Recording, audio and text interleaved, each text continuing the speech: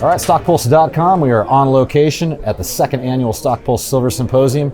I've got here now Jp Cortez from the Sound Money Defense League. JP, it's been nice seeing you here, and I appreciate you making the trip here from North Carolina. Yeah, Rob, thanks for having me here, man. This has been a great event. Y'all are putting on a real production here. Yeah, I really appreciate that. And I guess let's get right down to it. What is the Sound Money Defense League? It certainly rings a bell with me. Sound Money Defense and a hell of a league to go with it. So yeah, lay this out to the public here. Yeah. So what we're talking about here is a public policy group focused on remonetizing gold and silver. So there are a bunch of laws throughout the states today that charge you sales tax when you buy gold and silver, charge you a capital gains tax when you sell it. The feds too. There are a bunch of regulations about who is allowed to sell precious metals, who they're allowed to sell it to, whether or not you're allowed to use cash or a card. Sounds like a club. It's a lot like that. And but like, so you're talking about now, in some cases, there are states, for example, Arizona, where if you come into my store and you want to buy an ounce of silver, you can't use cash. And on top of that, I have to write down, what it was that you bought. I have to, how tall you are, what your skin color is, your eye color, your hair color, your facial features, any notable tattoos. And then I have to upload that to the police department. So every day, the bullion dealers in this state have an obligation, a legal obligation, to upload all of this information for every sale and purchase they make to a government police database.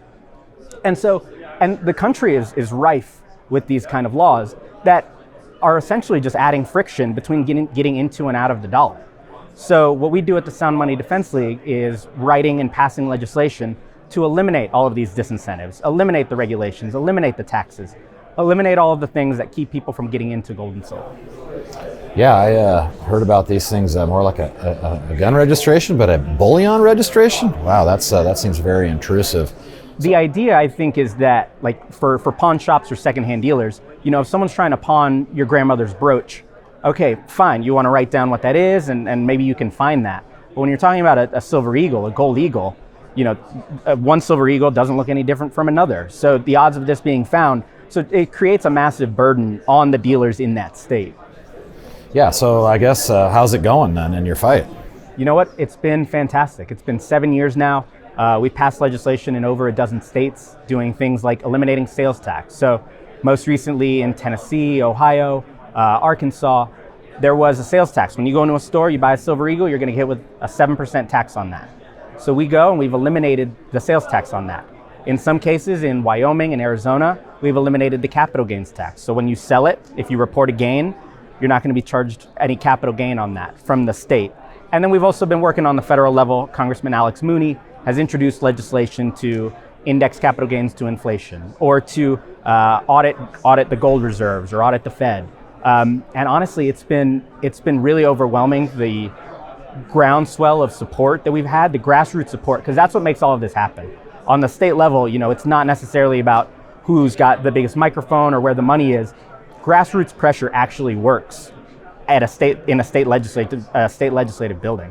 And so calling these people, emailing these people, blowing up these switchboards, that's not something they're used to seeing. So when one of our bills comes out in one of these states, and we have supporters from the state making an effort to reach out to their legislators, that makes all the difference in the world. So it sounds like it's going pretty good, but how big is this battle? Are more states joining? Absolutely, absolutely. So when we first started, there were, I believe, 34 states in the country that had eliminated the tax on the sales tax on precious metals. So I believe that's so you have 16 states left when we first started. Today, we're down to 42 states have now eliminated this tax. So there are 8 states left in the country that still charge sales tax on precious metals. Of those 8 states, we've introduced legislation in 5 of them to eliminate this tax. A lot of legislators I've been speaking to that have recently gone through election cycles, wanting to introduce legislation like this in their state, wanting to introduce legislation to establish an in-state bullion depository for their state, wanting to introduce legislation to allow a state treasurer to invest physical gold and silver into pension funds or reserve funds or trust funds. And so we're seeing a massive, the growth of support has been incredible. And it's the people in the ground, it's the people in the state that are reaching out to their elected officials that are making all of the difference in the world. So you sound like a true champion of real money here. So take me back a little bit, and where'd this come from? Me personally? Probably started back in high school. It was a Ron Paul thing around, the 2010s, early 2010s, after the Ron Paul revolution had exploded out in 2008. And it resonated with me in a way that made a lot of sense. The idea of personal responsibility and liberty and freedom and, a competitive process, the way markets work, where it is a meritocracy and the best ones do eventually rise to the top. All of that really resonated with me. So I got my degree at Auburn University, and then I moved up to Charlotte to start this policy project and to go to law school. About a year in, I realized I wasn't going to be able to do both, so I dropped out of law school and I started doing this full time, and I don't have a single regret, not a day of regret. So how do we help you with your fight? The answer is to follow these races. People in the state can sign up on our website to receive alerts. Anytime there's a race or a vote, something going on that's important in your state, we'll send out an email blast and we'll do all the work for you. We'll write the script, we'll provide the email addresses, we'll provide the phone numbers, we'll make sure that the ask is unbelievably light. But the answer largely is making sure that the people from the state, the people that voted these elected officials in, are using their voice and being an active participant in their state legislature. It's a lot to digest there, my friend, but I certainly appreciate you laying that out. So Jp Cortez, Sound Money Defense League, thanks for coming to the Silver Symposium. Thanks a lot, Rob. It's been great.